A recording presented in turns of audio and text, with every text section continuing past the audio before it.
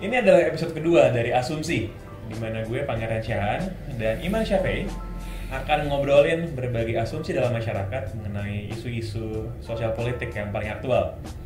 Dan seperti kita ketahui pada hari Jumat tanggal 23 Januari 2015 tadi pagi, Bambang Wijoyanto dari KPK ditangkap oleh Barreskrim Polri. Nah, siangnya kabar tersebut disangkal oleh PLT Kapolri mengatakan bahwa nggak ada tuh, bahwa kita nggak nangkep. Ternyata akhirnya dikonfirmasi juga bahwa emang bener ditangkap.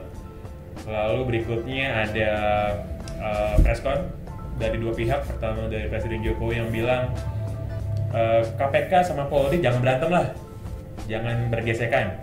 Nah yang kedua lebih serius nih, preskon dari KPK bilang, wah ini aksi balas dendam sebenarnya dari Polri kepada KPK. Yeah. Nah ini kan sebenarnya drama yang terjadi ini cuman rentetan lanjutan dari penunjukan Budi Gunawan waktu itu sebagai Kapolri. Jadi sebenarnya asumsi lo apa sih yang sedang kejadian sekarang di negara ini? Pertama, gue agak nggak setuju kalau akhirnya dibilang ini Polri versus KPK. Jadi ini menurut lo bukan polisi lawan KPK? Asumsi gue nggak kayak gitu, soalnya tadi juga kelihatan kan yang lo bilang pas Bambang Wijoyanto ditangkap. Pertama, PLT Kapolri Badrodin Haiti itu bilang enggak gitu loh, ini nggak ditangkap kok. Maksud gue kalau dia bohong tuh terlalu bodoh menurut gue. Pasti ada sesuatu, mungkin asumsi gue dia nggak tahu gitu. Karena apa? Karena ini bukan permainan institusi pada akhirnya gitu loh. Tapi kalau misalnya PLT Kapolri gitu, pejabat tertinggi Polri nggak tahu bahwa ada unit di dalam jajaran dan nangkep orang sepenting BW gitu, itu kan asumsi bisa kemana-mana itu. Itu dia dari awalnya pun gue juga nggak setuju kan kalau ini sebenarnya dibilang Polri versus KPK, karena pertama Polri-nya pun udah kepecah gitu loh. Polri kubu 1 dan Polri kubu 2. Polri kubu 1, Polri kubu Kapolri yang lama, dan kubu 2 kubunya Budi Gunawan gitu loh. Yang sebenarnya peperangan awalnya asumsi gue adalah antara dua mereka ini gitu loh. Jadi Polri kubu Kapolri yang lama katanya mau diganti semua sama isi-isinya, sama anggota-anggotanya, diganti sama generasi baru yang dipimpin oleh si Budi Gunawan ini gitu loh.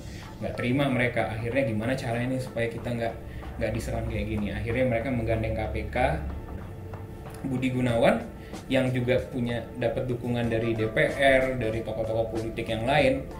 Akhirnya nyerang balik juga. Pertama dia nyerang balik si Polri kubu yang satu ini, dan juga karena ada KPK, DPR politisi-politisi yang di belakangnya ini makin semangat untuk, ya asumsi gue sih ya, karena mereka nggak suka sama KPK gitu. Dan jadi orang-orang yang selama ini nggak suka sama KPK diasumsikan sekarang Bersatu. ikutan menunggangi ombaknya sekalian. Kan kenapa Yes. enggak kita langsung ngerecokin Ajar KPK juga. Jadi kita riding issue nih, kita bantuin yang ini untuk jadi Kapolri, ya sekalian kita hajar juga KPK gitu.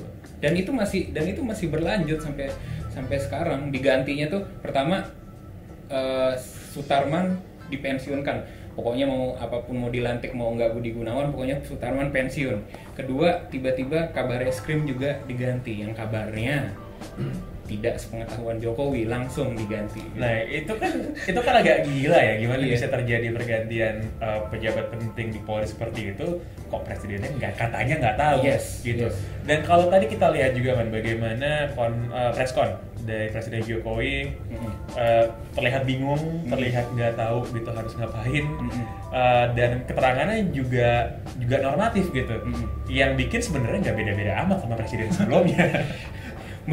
Menurut gue beda, mendingan yang sebelumnya. Serius loh? Lah iya, gini loh. Bentar. Jadi menurut lo lebih berani mana? Lebih berani SBY atau Jokowi? Maaf para Jokowota, tapi kayaknya lebih berani SBY deh. Lebih berani Jokowi? Karena Oh dia ngomong. karena gini, at least SBY walaupun dia prihatin, terus dia cenderung diam dan lain-lain, dia bisa kontrol anak buahnya untuk nggak offside gitu loh. Nah, sedangkan Jokowi kayaknya nggak bisa, kayak nggak punya power untuk mengontrol siapapun gitu. Apakah kita mengasumsikan Jokowi sebagai presiden nggak punya power, atau dia pengen bertindak tapi terlalu banyak pihak yang ngekang tangannya gitu? bisa jadi dia nggak punya power, bisa jadi dia punya power tapi terlalu banyak yang ngekang, atau bisa jadi asumsinya bisa jadi ya sekali lagi ya emang dia di pihak yang situ tapi kita nggak tahu kan, itu pun apapun bisa terbukti gitu. Sebelum dia membuktikan bahwa Jokowi bilang saya tidak akan melantik Budi Gunawan, saya akan membebaskan Bambang Wijoyanto, saya akan pilih Kapolri yang bersih, baru kita percaya bahwa Pak Jokowi bukan berada di sisi sebelah sana gitu, sebelah Budi Gunawan dan sebelah Ibu Mega dan lain-lain itu. Itu sih asumsi gue ya. Kalau asumsi gue adalah perkembangan terakhir ini untuk memindahkan fokus dan perhatian tadinya dari Polri, dari Budi Gunawan sebagai pihak yang disorot ke KPK.